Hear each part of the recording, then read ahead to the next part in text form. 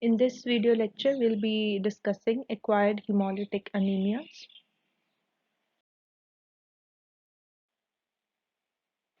The competency covered would be PA 16.4, where we will discuss etiopathogenesis, hematologic indices, peripheral blood picture of acquired hemolytic anemias. Starting with the first category, which are immune hemolytic anemias. As the name suggests, these are kind of hemolytic anemias which are mediated by certain immune mechanism. So these anemias, they result from shortened RBC survival, which is mediated by immune response, and this immune response is specifically humoral antibodies which are directed against one's own RBCs, and they lead to destruction of RBCs resulting in anemia. Now these immune hemolytic anemias, they are further divided into warm antibody type and cold antibody type depending upon the temperature at which these antibodies, they are most active.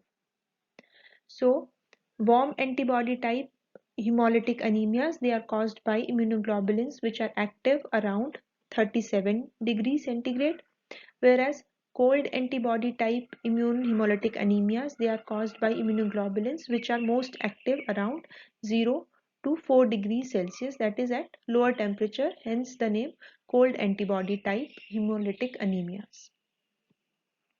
Now warm antibody type autoimmune hemolytic anemias, they are mainly caused by immunoglobulin G, that is the antibody which is responsible in warm type is IgG, and the site of destruction of RBCs is mainly in the spleen, whereas in cold antibody type the antibody which is responsible in most cases is IgM, and the site of destruction of RBCs is in the liver. Now, out of these two, warm antibody type is more common, whereas cold antibody type, they are responsible for around 30% of cases of immune hemolytic anemias. Causes: warm antibody type, it can be either primary or secondary. Primary would be where no underlying cause is identifiable. So, in other words, they are idiopathic. Whereas in secondary causes of warm antibody type hemolytic anemias, we have certain autoimmune disorders like SLE. There can be certain drugs involved like methyl dopa, penicillin, and quinidine, and at times they can be seen in certain hematolymphoid malignancies. In cold antibody type, we have acute hemolysis or chronic type of cold antibody hemolytic anemia.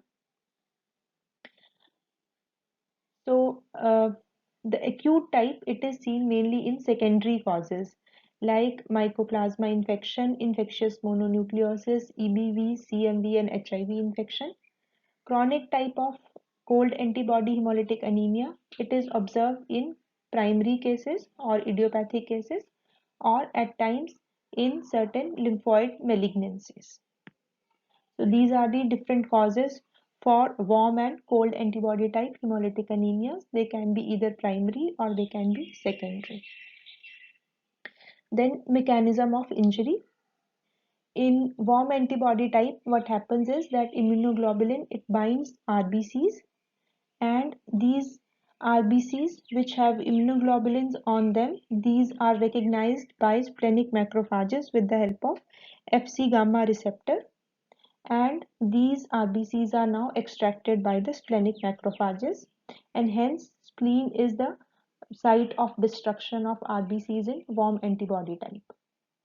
So this is the mechanism of RBC destruction in warm antibody type hemolytic anemias. Although the mechanism is much better understood, but what leads to formation of these antibodies against these RBCs, this is less known.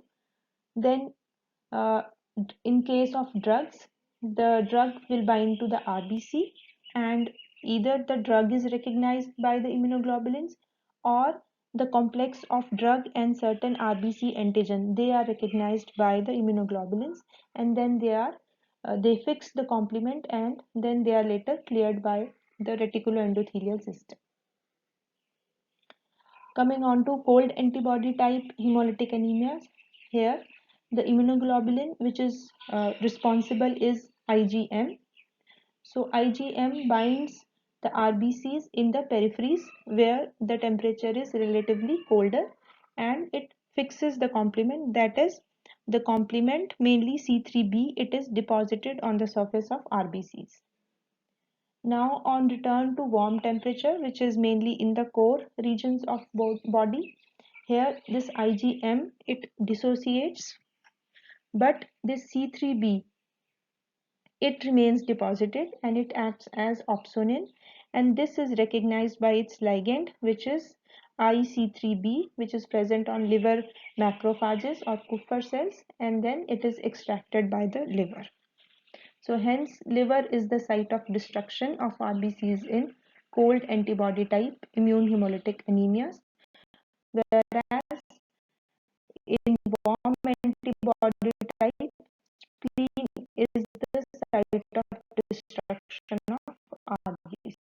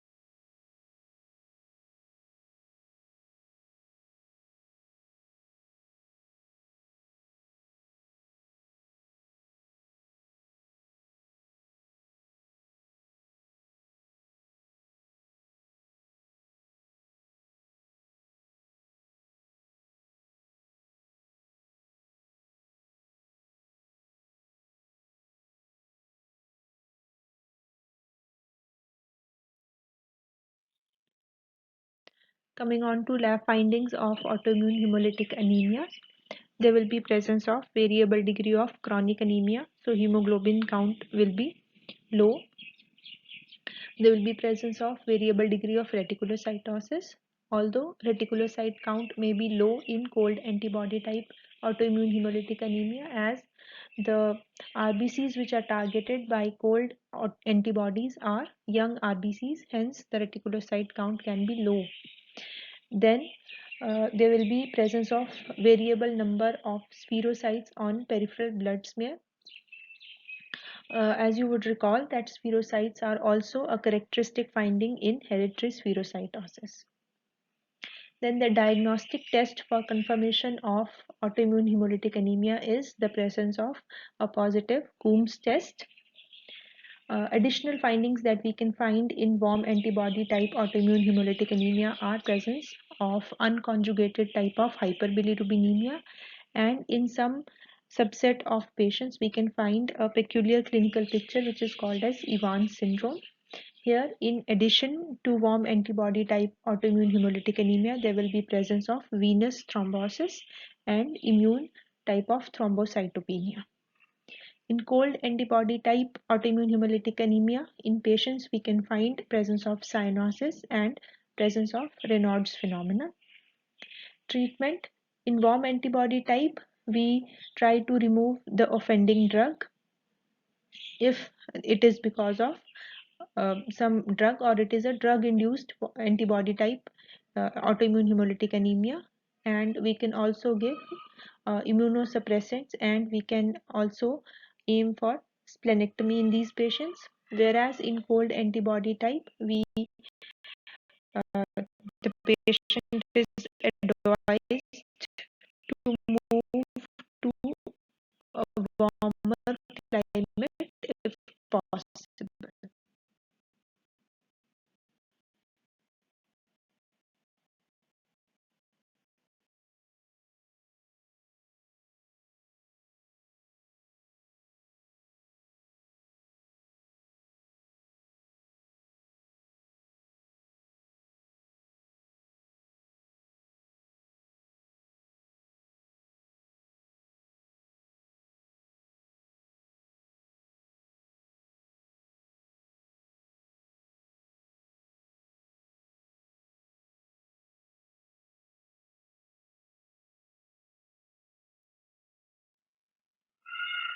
Now just a word about Coombs test. As you know that Coombs test is also called as antiglobulin test. Now this Coombs test, it can also be further of direct type or indirect type, hence the short terms which are used as ICT and DCT, which stand for indirect Coombs test and direct Coombs test, and also they are at times called as IAT and DAT, meaning direct antiglobulin test and indirect antiglobulin test. So in the scenario with autoimmune hemolytic anemia, we will proceed for direct Coombs test or direct antiglobulin test, because the antibodies as well as the RBCs against which these antibodies they are directed, they are present in one patient. So the RBCs, they are already coated with these antibodies, and the patient's sample, it is then incubated with anti-human immunoglobulins, and this leads to agglutination of RBCs, which leads to a positive Coombs test. Now this direct Coombs test is also useful in patients in newborns with alloimmune hemolytic anemias, where maternal antibodies, they are directed against newborns RBCs. So again, the maternal antibodies or the antibodies of origin of mother, they are there already in the newborn's blood, and they are attached to the RBCs of newborn, and again we add anti-human immunoglobulin, and this leads to agglutination. So DAT or DCT is performed in newborn, whereas in the mother ICT or IAT is performed. Here in mothers, the immunoglobulins, they are already there, but the RBCs against which these antibodies they are directed, they are not there. So we take patient's serum which has already antibodies in it, and we coat the O cells with antibody, and they are incubated, and then we add anti-human immunoglobulins, and then it leads to agglutination of RBCs.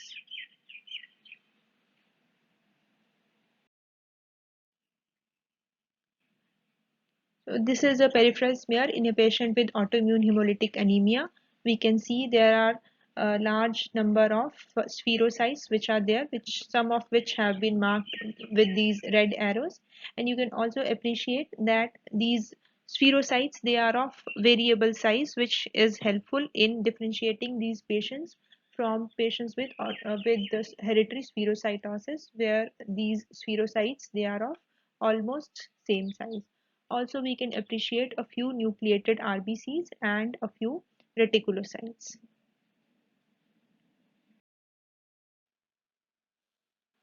Next entity is paroxysmal cold hemoglobinuria. As the name suggests, they will be the episodes, they will be of paroxysmal nature, they will not be continuous.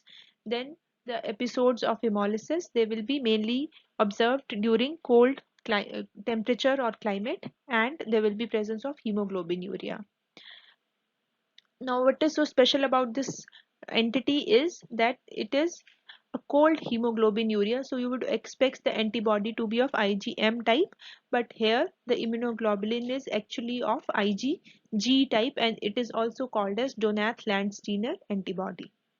This antibody is directed against P antigen on the surface of RBCs, and this is usually triggered by viral infections.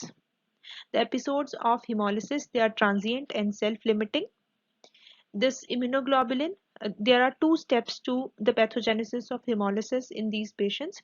First, the IgG, it will bind to the RBCs in peripheries where there is relatively colder temperature, and it will fix the complement on RBC surface. Now these RBCs, when they return to warmer area, for example the core region of the body, here the lysis will occur then, and this lysis occurs only when the RBCs, they will return to the core temperature, because the complement is more efficient at a warmer temperature. So the fixation of complement, it will occur in the peripheries, in the colder areas of the body, but the lysis of RBCs, it will occur in the warmer temperature of body, which is mainly in the central regions of body.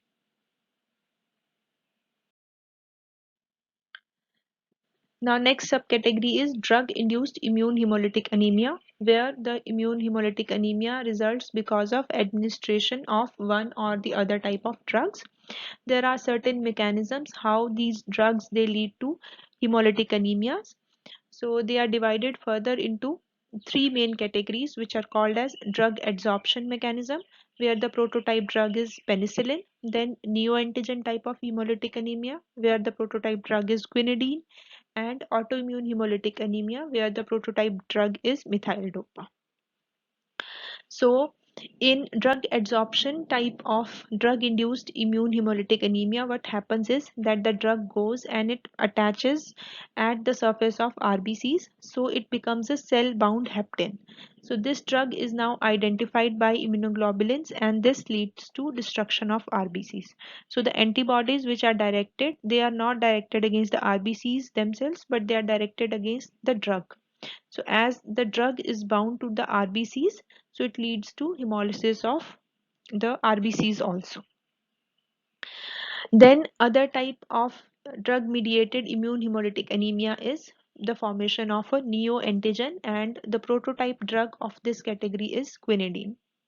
Here the drug will go and bind at the surface of RBC. Now this lead to some kind of changes in RBC surface and lead to formation of a neoantigen, and the antibody which will be directed, it will be against this complex of RBC cell membrane as well as the drug. And the prototype drug of this type is quinidine. And here the hemolysis will be of acute onset and it will be severe hemolysis. Then third type of drug mediated immune hemolytic anemia is of autoimmune type, and the prototype drug of this category is alpha methyl-dopa.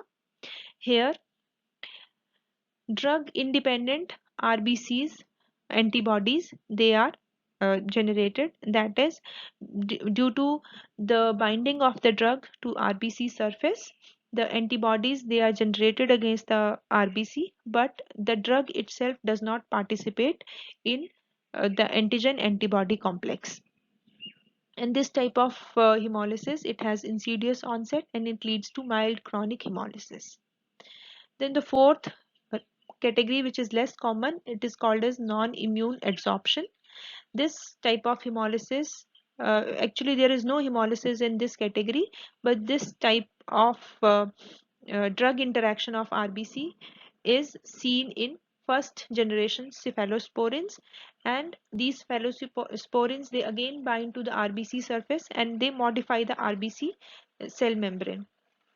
So because of this modification of RBC membrane, a new antigen again will appear, and against which certain antibodies they will also appear. And although these patients they will have no hemolysis, but this can give a positive direct antiglobulin test in some patients.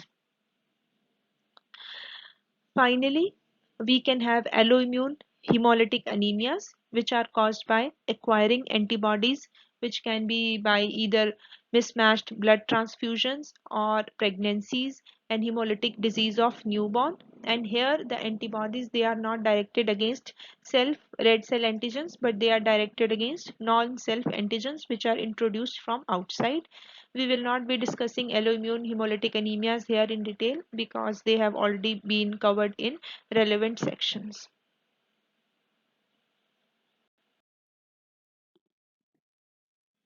Okay, next entity is paroxysmal nocturnal hemoglobinuria or PNH. What is so special about PNH is that this is the only acquired hemolytic anemia where the defect is internal to the RBCs or it is an intracorpuscular defect. As we had discussed earlier in introduction of hemolytic anemias, that the defects in acquired hemolytic anemias are usually extracorpuscular. So this is the only aberration or only outlier in acquired hemolytic anemias where the defect is inside the RBCs or intracorpuscular. And what is this defect? This defect is acquired somatic mutation of PIGA gene, which stands for phosphatidyl inositol glycan complementation group A gene. So because of somatic mutation of this PIGA gene, which involves the hematopoietic stem cells, the cells, they become deficient in the proteins which are synthesized by this gene, which are called as GPI or glycosyl phosphatidyl inositol. Now because of this deficiency of GPI, the proteins which are linked to GPI, they also become deficient, and because as the defect is involving the hematopoietic stem cells, so not only RBCs they are affected, but WBCs and platelets, they also become deficient in GPI and GPI linked proteins. So what are these GPI linked proteins? These are CD59 or miral, which stands for membrane inhibitor of reactive lysis, then CD55 or DAF, which stands for decay accelerating factor, and C8 binding proteins. Now, what is the function of these three GPI linked proteins? These proteins, they keep the complement in check, and they inhibit spontaneous lysis of RBCs by complement. So in their absence, in patients with PNH, what happens is that there is intravascular hemolysis, which is mediated by the complement system by virtue of generation of membrane attack complex.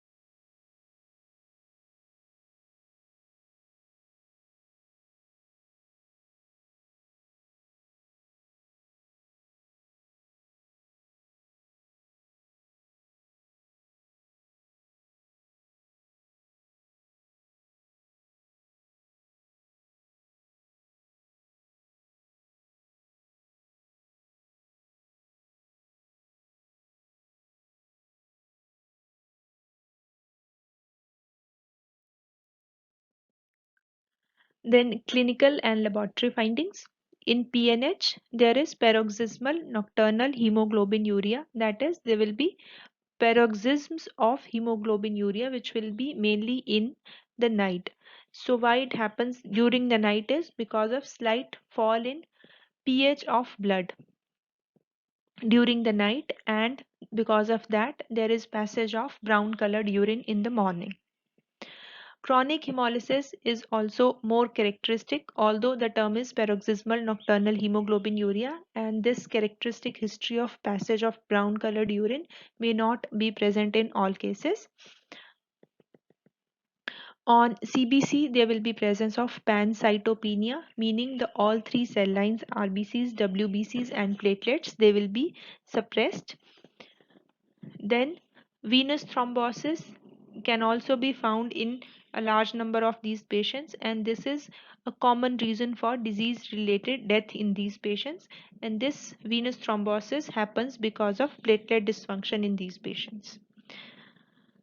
Now 5 to 10% of these patients, they will go on to develop AML or myeloproliferative disorders. Diagnosis is confirmed by a positive HAMS test or sucrose lysis test or by flow cytometry. In flow cytometry, we look for the presence of these GPI linked proteins where these will be found to be deficient in patients with PNH, as we had discussed earlier also, that is CD55 and CD59.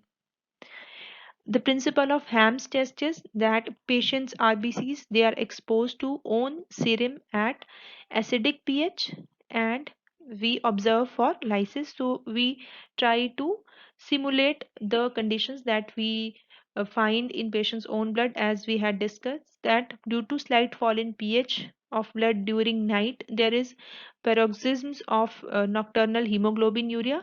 So similarly, we try to simulate the same conditions, and we acidify the serum of the patients, and then we try to see for hemolysis in the patient. Treatment in these patients is immunosuppression or bone marrow transplant.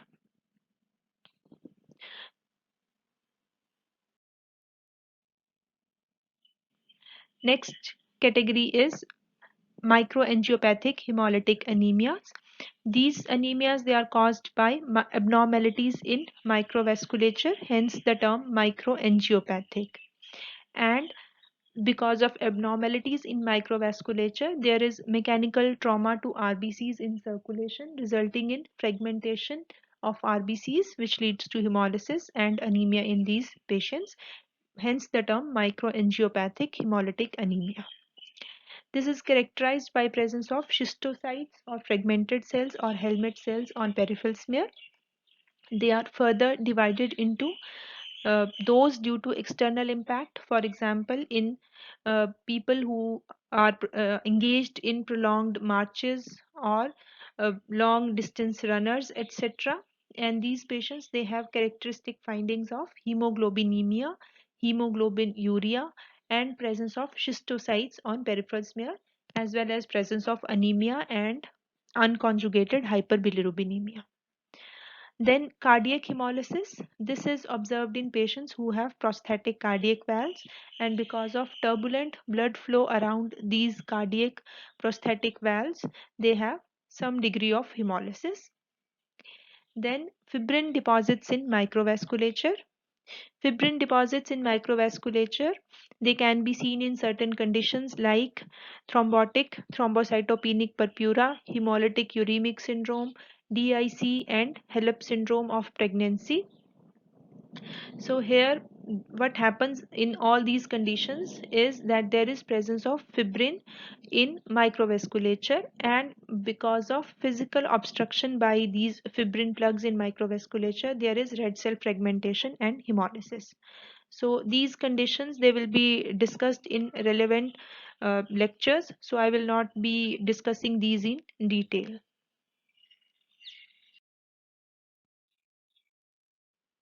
Now, other acquired hemolytic anemias, they can be observed due to direct toxic effects of certain parasites or insect bites or certain bacteria, or certain chemicals like in malaria, in babesia, in clostridium infection, in lead poisoning, and also in snake poisoning. So all these they can result in hemolytic anemia due to direct toxic effects.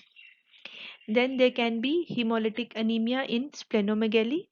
This is due to exaggerated destructive effect of enlarged spleen, as spleen is the site of sequestration and clearance of senescent RBCs.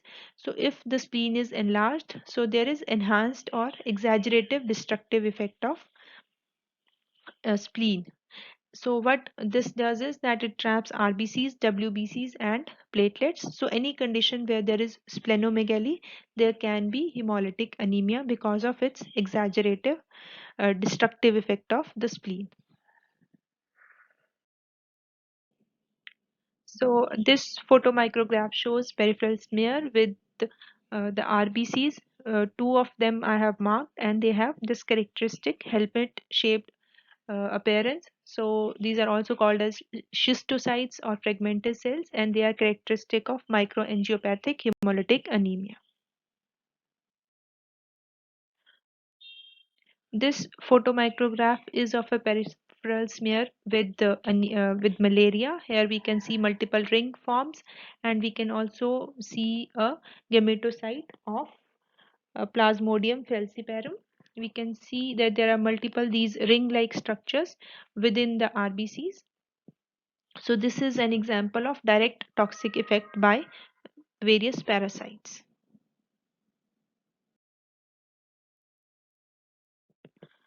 This is your assignment for the section of acquired hemolytic anemias.